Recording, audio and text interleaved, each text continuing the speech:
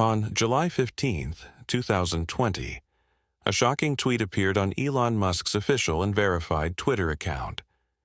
"Send me $1,000 worth of Bitcoin, and I will return it to you for $2,000.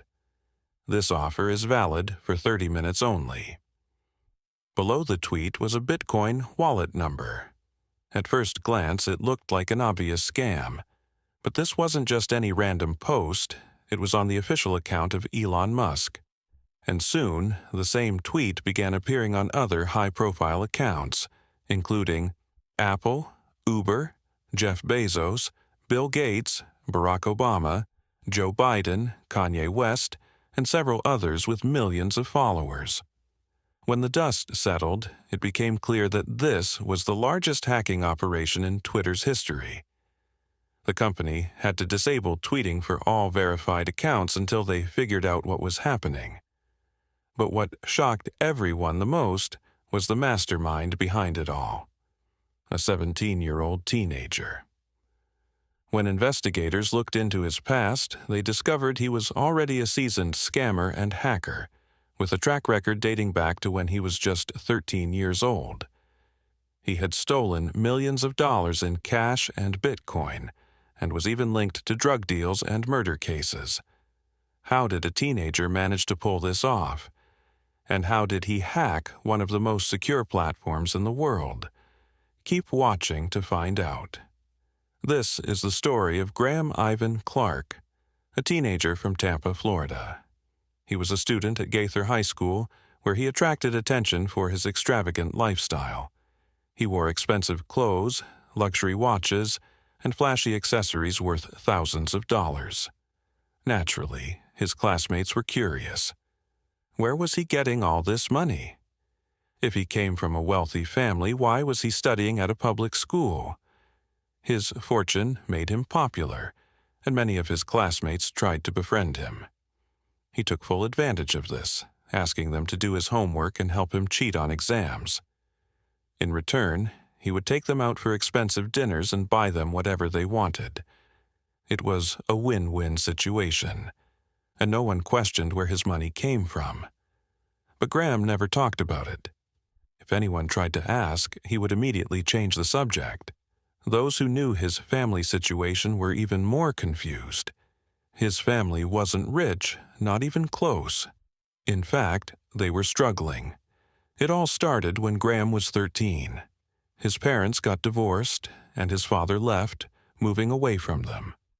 Graham lived with his mother, who barely made enough to support them.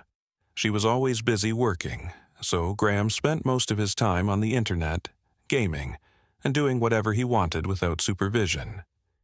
He became obsessed with Minecraft. As you know, Minecraft is a game with many servers, where different groups of people can create their own worlds, build houses, gather resources, and interact with each other.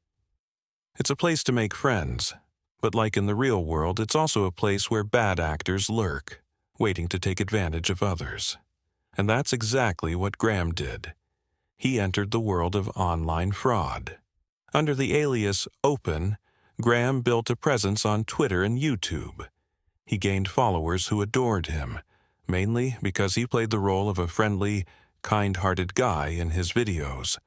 But behind the scenes, he was running a scam. He would sell in-game items and rare Minecraft capes for hundreds of dollars. But after receiving payment, he would disappear, never delivering the goods. His followers trusted him, which made it easy for him to scam them. He made thousands of dollars from these fraudulent sales. In one conversation, Graham even bragged about his earnings. Graham was so proud of his scams that his reputation started catching up with him.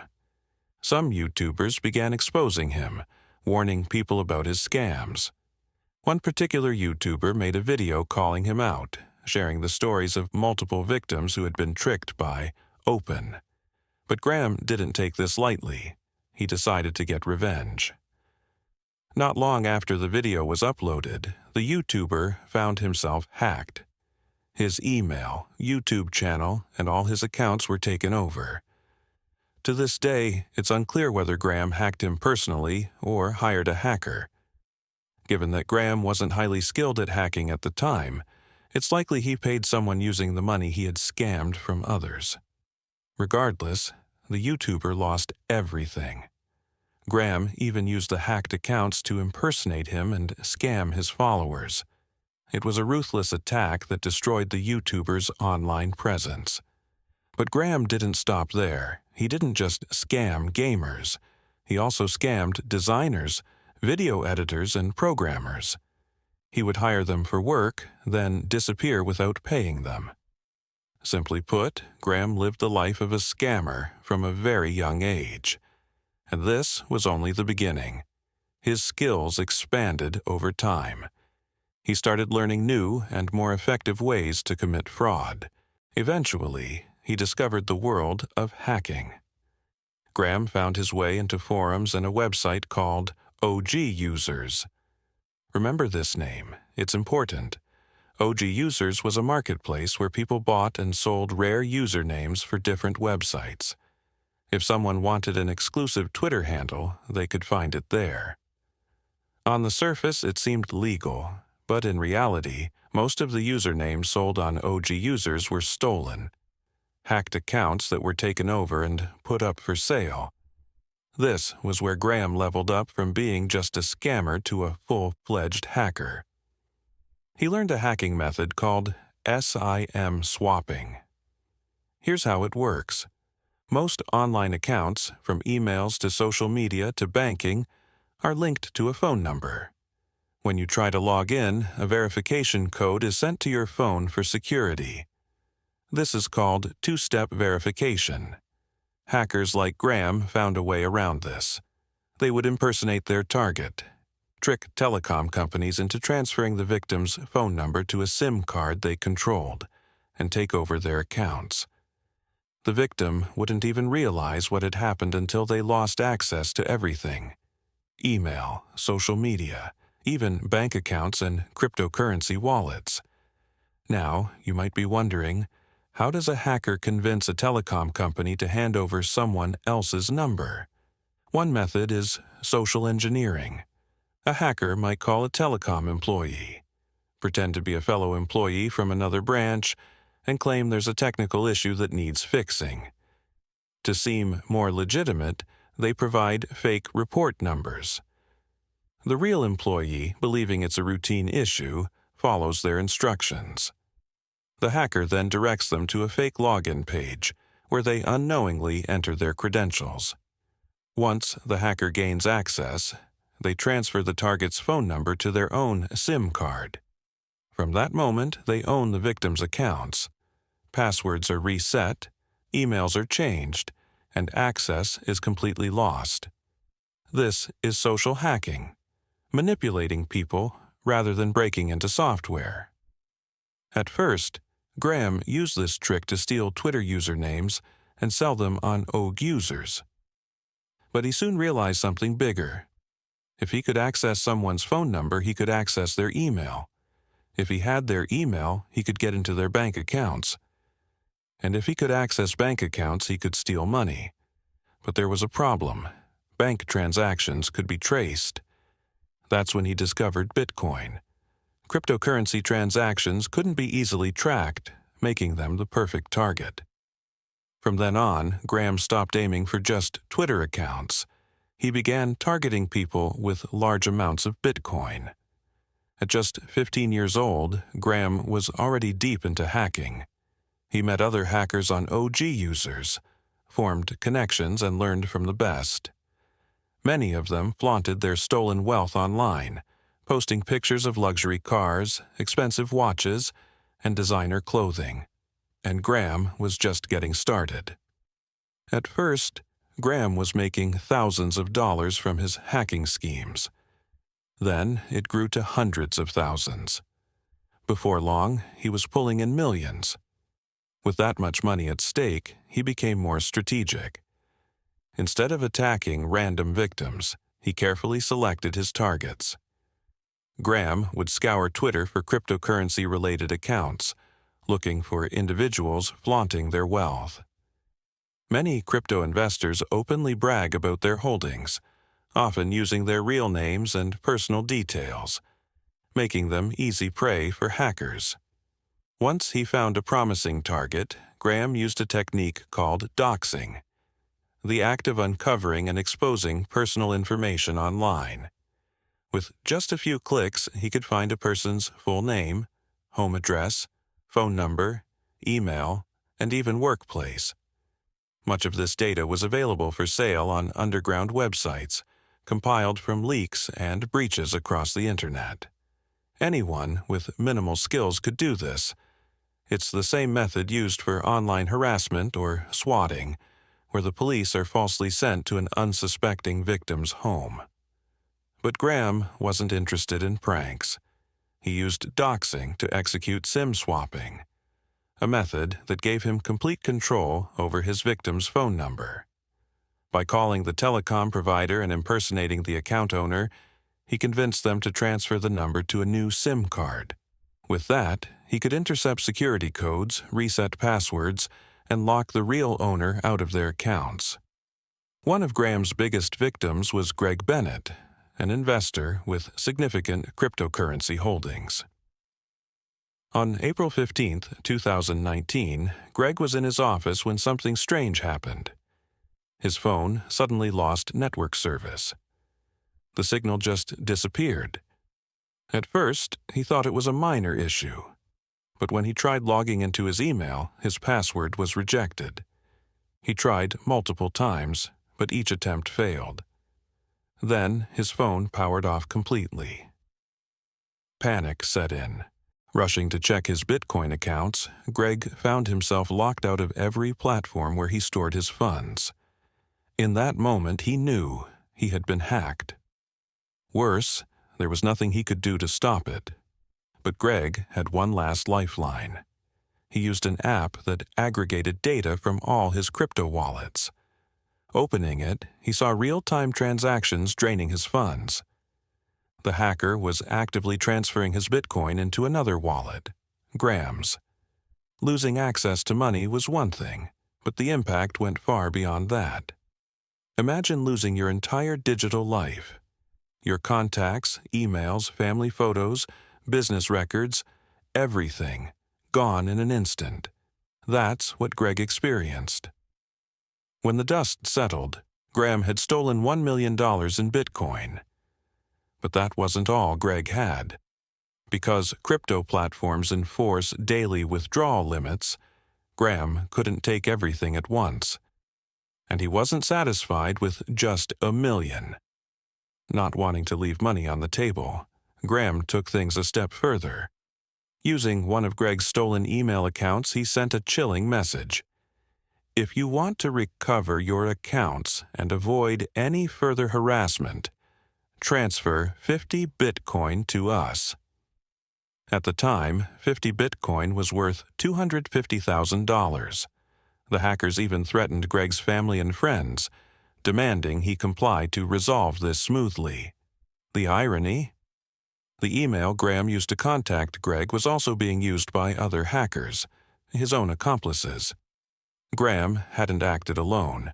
He worked with 2 other cybercriminals. But true to his nature, he betrayed them, keeping all the stolen money for himself. Realizing they had been scammed by their own partner, the hackers turned against him. With no way to reach Graham, they used Greg's email to send him an ultimatum. Give us our share, 66 Bitcoin, or you go to jail. They threatened to expose him to the authorities. But Graham had been scamming people since childhood. He was used to double-crossing. This time, though, he had crossed the wrong people. Graham's greed had made him enemies, not just in the cyber world, but in real life. His former partners held grudges and wanted revenge. Some of them even took things offline, harassing his family and sending people to his home to scare or rob him. They wanted him tortured, one acquaintance later revealed. They wanted really dark things done to him. But Graham wasn't just involved in hacking anymore. He had also entered the world of drugs. He was dealing weed and narcotic pills, both selling and using them. And with drugs came even more dangerous connections. In late 2019, his reckless lifestyle led him into an even darker situation: a deadly shooting. One night, Graham and two friends drove to a drug dealer's house. Graham stayed in the car while his friends went inside, carrying a gun. What happened next was unclear, but something went horribly wrong. The dealer also had a gun. The moment he saw the intruders, he fired. One of Graham's friends died instantly. The other was critically injured. Hearing the gunshots, Graham sped away from the scene, leaving his friends behind. When the police arrived, the injured friend confessed everything. Graham was soon arrested and brought in for questioning. He admitted he was there, but claimed he had no idea what his friends had planned. He insisted he was just a driver. The investigators didn't buy his story. There were contradictions between his statements and the evidence, but legally, all they could prove was that he was present during the incident, not that he was directly involved in the crime. With no solid case against him, Graham walked free. After the shooting, Graham's high school expelled him.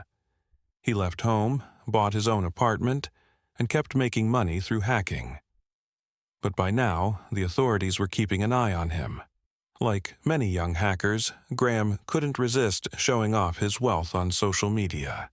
He flaunted luxury cars, expensive watches, exotic vacations, and wild parties. And he wasn't the only one. Other hackers, like a guy named Xavier, had stolen over $7.5 million using the same SIM swap technique, and had been sentenced to 10 years in prison at just 21 years old. Graham had been careful so far, but investigators knew something wasn't adding up. The prosecutor's office took over the case. Once they had enough evidence, they raided his apartment and arrested him. When police searched his home, they found 400 Bitcoin, worth nearly $4 million. Up until then, investigators had only been able to prove Graham had stolen $1 million. But now, they suspected he had taken much more. The problem? They couldn't trace it. Bitcoin transactions are anonymous. Without a clear paper trail, they couldn't prove where the money came from. The case dragged on for 8 months until prosecutors offered Graham a deal. He could keep $3 million if he agreed to forfeit $1 million to the government. In return, he wouldn't face prosecution. Graham took the deal immediately. Despite everyone knowing he had stolen the money, there was nothing they could do. The key reason Graham got away with it: he was a minor. In the U.S., hacking and fraud are federal crimes, but minors aren't prosecuted for federal offenses. Lawmakers hadn't caught up to the reality of teenage cybercriminals pulling off million-dollar heists. Legal experts warned that the laws needed to change. But until they did, Graham remained untouchable. And instead of learning his lesson, he saw this as an opportunity. With no real consequences, he decided to go even bigger. Graham had only one problem. He was still 17 years old. But instead of worrying about getting caught, he saw an opportunity. He had 8 months left before turning 18, and he planned to commit even bigger crimes before then. His reasoning was simple. As long as he was a minor, he couldn't be prosecuted as an adult. On July 15, 2020, Graham pulled off one of the most audacious cyber attacks ever. He didn't just hack any ordinary website, he hacked Twitter, one of the largest social media platforms in the world. News alerts exploded across major channels. Breaking news: major security breach at Twitter. High-profile users appear to be targeted in a widespread hacking operation. Within minutes, bizarre tweets started appearing from some of the biggest accounts on the platform. Elon Musk, Bill Gates, Jeff Bezos, Apple, Barack Obama, Joe Biden, Floyd Mayweather, and over 130 other accounts posted a message promising a Bitcoin giveaway. I want to give back to my followers. Send Bitcoin to this address and I will double the amount. Offer valid for the next 30 minutes. At first glance, it was clearly a scam. But the problem? These weren't just random scam tweets. They were coming from verified accounts of some of the most powerful individuals and companies in the world. For minutes, the tweets remained live. Then, Twitter administrators panicked. They blocked all verified accounts from tweeting while they scrambled to understand what was happening. Meanwhile, Bitcoin transactions started flowing into the provided wallet address. A cybersecurity expert named Hasib Awan, who specialized in protecting people from SIM swap attacks, received a cryptic message from a hacker. Twitter will be fun today. Curious, Hasib asked for more details. The hacker replied that there was a community capable of taking over any Twitter account. This hacker was part of a notorious underground group known as OG Users, a marketplace where stolen social media accounts were sold. Hasib was skeptical until the hacker sent him a forum post offering Twitter accounts for sale. Buy any Twitter account for just $2,000 to $3,000. You'll get full access, including the password. The post was made by a user named Chiwan. Alarmed, Hasib tweeted a warning about the breach. 10 minutes later, he received a private message. "Can you please delete your tweet? I don't want people to think I'm the bad guy." Hasib asked, "Who are you?" The reply, "I'm Chiwan." Chiwan insisted that he wasn't behind the hack. He was just an intermediary selling accounts. But when Hasib threatened that law enforcement would eventually catch up to him, Chiwan panicked. Desperate to clear his name, he agreed to speak to a journalist and reveal everything. The inside man in the interview, Chiwan, whose real name was Mason, a 19-year-old from England, explained how he got the accounts. He said that an unknown figure named Kirk had reached out to him on Discord. Mason believed that Kirk was a Twitter employee, given the level of access he had. Kirk had told Mason that he could take over any Twitter account and needed help selling them. At first, Mason didn't believe him, so Kirk told him to pick any username.